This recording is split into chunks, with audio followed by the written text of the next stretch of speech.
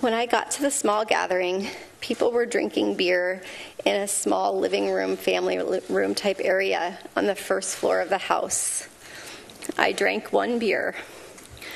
Brett and Mark were visibly drunk. Early in the evening, I went up a very narrow set of stairs leading from the living room to a second floor to use the restroom.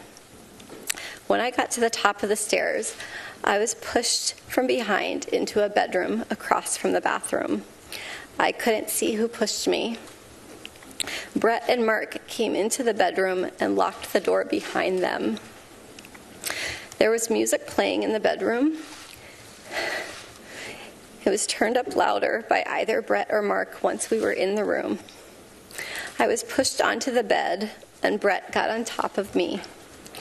He began running his hands over my body and grinding into me. I yelled, hoping that someone downstairs might hear me, and I tried to get away from him, but his weight was heavy. Brett groped me and tried to take off my clothes. He had a hard time because he was very inebriated, and because I was wearing a one-piece bathing suit underneath my clothing. I believed he was going to rape me. I tried to yell for help.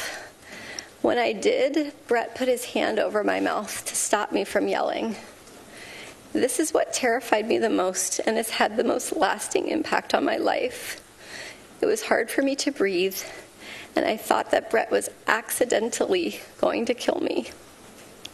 Both Brett and Mark were drunkenly laughing during the attack. They seemed to be having a very good time. Mark seemed ambivalent, at times urging Brett on, and at times telling him to stop. A couple of times I made eye contact with Mark and thought he might try to help me, but he did not. During this assault, Mark came over and jumped on the bed twice while Brett was on top of me. And the last time that he did this, we toppled over and Brett was no longer on top of me. I was able to get up and run out of the room. Directly across from the bedroom was a small bathroom. I ran inside the bathroom and locked the door. I waited until I heard Brett and Mark leave the bedroom, laughing, and loudly walk down the narrow stairway, pinballing off the walls on the way down.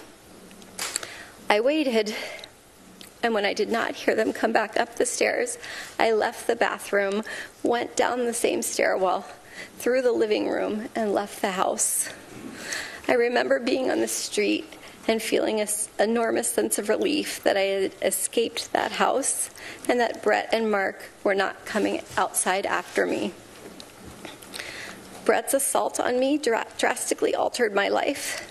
For a very long time, I was too afraid and ashamed to tell anyone these details.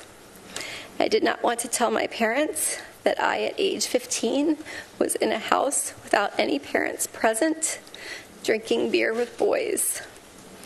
I convinced myself that because Brett did not rape me, I should just move on and just pretend that it didn't